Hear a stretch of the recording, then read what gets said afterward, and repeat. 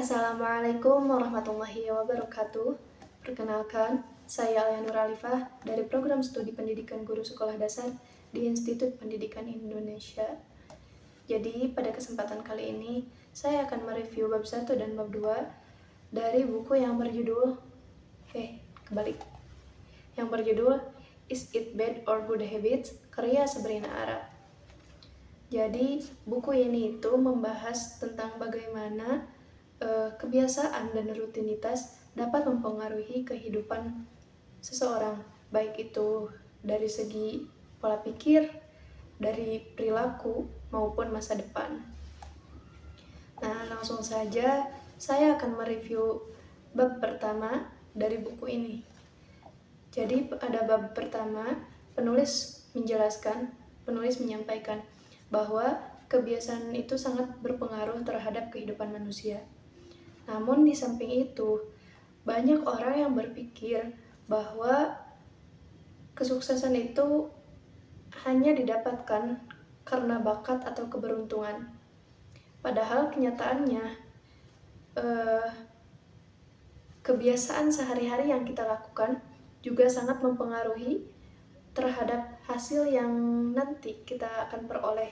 Nah, selain itu, penulis juga menekankan kebiasaan yang dilakukan secara terus-menerus akan membentuk karakter dan dapat menentukan kualitas hidup manusia di masa yang akan datang.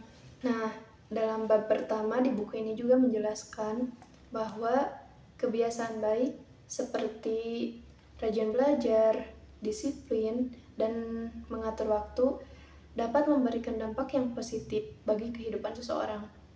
Dan sebaliknya, kebiasaan buruk seperti menunda pekerjaan, terus malas, ataupun tidak konsisten dapat mempengaruhi perkembangan diri seseorang. Menurut saya, pembahasan di bab pertama ini sangatlah relevan dengan kehidupan sehari-hari. Karena apa? Karena banyak orang yang tidak menyadari bahwa kebiasaan yang kita lakukan dalam kehidupan sehari-hari ternyata memiliki pengaruh yang sangat besar terhadap kehidupan kita di masa yang akan datang. Selain itu, penulis juga menyampaikan bahwa perubahan besar tidak harus dilakukan dari sesuatu yang langsung besar, tetapi perubahan yang besar dapat dilakukan dari tindakan yang kecil namun dilakukan secara konsisten.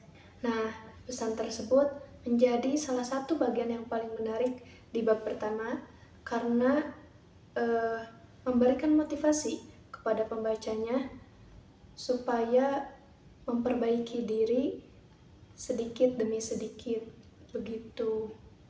Terus lanjut, saya akan mereview bab 2, di mana bab 2 ini membahas mengenai proses terbentuknya kebiasaan. Nah, dalam buku ini juga dijelaskan bahwa kebiasaan terbentuk karena adanya tindakan yang dilakukan secara berulang hingga akhirnya menjadi otomatis. Pada awalnya, mungkin seseorang merasa sulit untuk melakukan sesuatu. Namun, jika terus dilatih, pikiran dan jiwa itu akan menerima, jadi akan terbiasa melakukan pada akhirnya, begitu. Selain itu juga, penulis menjelaskan bahwa pergaulan dan lingkungan juga mempengaruhi kebiasaan seseorang. Jika lingkungannya itu baik, maka seseorang tersebut mungkin akan terdorong untuk memiliki kebiasaan yang baik. Dan sebaliknya, jika seseorang berada di lingkungan yang buruk, maka seseorang tersebut akan memiliki kebiasaan yang buruk. Nah, dari kedua bab tersebut, saya mendapatkan pelajaran bahwa kesuksesan itu tidak datang secara instan, tetapi dibentuk dari kebiasaan-kebiasaan yang dilakukan secara terus-menerus dalam kehidupan sehari-hari. Oleh karena itu, kita perlu memulai untuk memperhatikan kebiasaan dan rutinitas kita agar mendapatkan pengaruh yang baik di kehidupan yang akan datang nanti. Mungkin sekian dari saya. Mohon maaf bila banyak kekurangan. Terima kasih atas perhatiannya. Wassalamualaikum warahmatullahi wabarakatuh.